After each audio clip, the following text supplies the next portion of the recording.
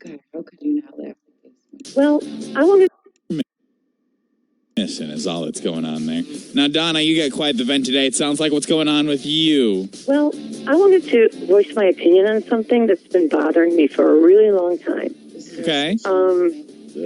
I tried writing the newspaper and contacting TV stations, but nobody seems to want to stay with this.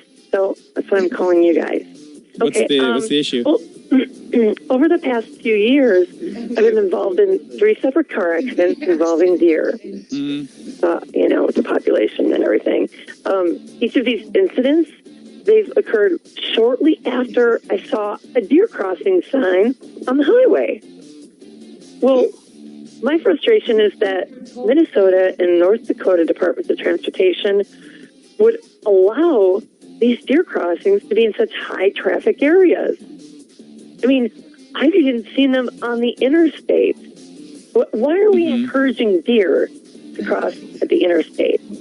I don't get it. That's such a high traffic area. I mean, I understand that deer are wild animals and they need to travel across the streets occasionally to survive and, of course, to find food, but it seems to me that so irresponsible of us to allow these deer crossings to be in areas where these deer are so likely to be struck by oncoming traffic. I mean, wouldn't you agree? The worst. I mean, it's just, I mean, you think they would put deer crossings maybe, in, smaller towns, maybe during at a school crossing. It would be a safer place for them to cross. Put the deer crossing sign. Deer crossings aren't telling deer that it's safe to cross there. It's just more of like an alert for drivers so they know it's like a high deer population. The government put the deer crossings there. They can direct the deer population anywhere they want to by moving that deer crossing sign. I mean, why in the world would they place it on the highway or the interstate?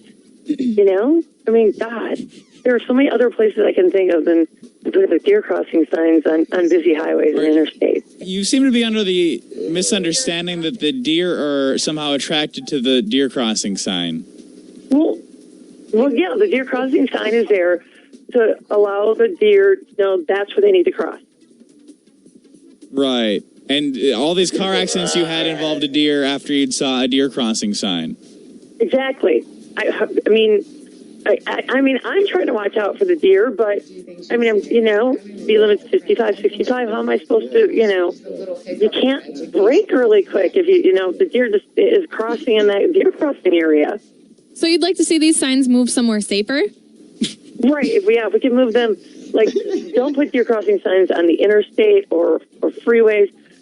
Put them in lower traffic areas. Somewhere where the speed limit's a lot slower. Maybe small towns. I don't know. I think school crossings is a good idea. Well, listen, we will. You say you've tried to contact quite a few people about this. Right. Yeah, I wrote like at least 3 or 4 letters, and we will spread the word. Okay, we will try to kind of help you raise some awareness for this issue. Okay. Oh, thank you. We need to move those deer crossing signs. We appreciate your comment this morning. All right. Thanks. Bye. It does look like a school crossing. Here it is. Back up.